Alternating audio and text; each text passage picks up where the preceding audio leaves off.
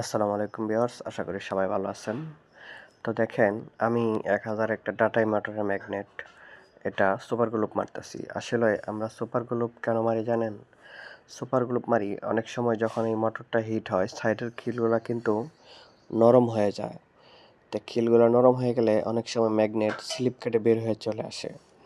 অথবা আমরা ধরেন যখন সুপার এই ম্যাগনেটগুলা লাগাই, তখন কিন্তু অরিজিনালের মতো টাইট থাকে না। তো টাইট না থাকলে আমরা কি করি, এই সাইডে যে খিলগুলা থাকে এই দুই পাশের মাঝখানে পেরাকের মতো, এই খিলগুলা কিন্তু আমরা টাইট করে দেওয়ার পরও ম্যাগনেটগুলা কিন্তু স্লিপ কাটে। তো সেক্ষেত্রে আমরা কি করতে পারি, এটা আমি যে সুপার গ্লুপটা নিছি এটা অবশ্যই অনেক দামি একটা সুপার গ্লুপ। আমি 120 টাকা দিয়ে কিনছি, খুবই ব্র্যান্ডেড সুপার গ্লুপ।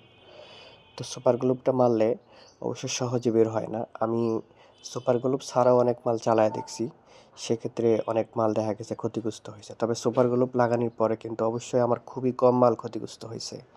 মানে একবারে বিয়ারিং না ভাঙলে সহজেই ক্ষতিগ্রস্ত হয় নাই, এবং কি যদি নাট লুজ না থাকে।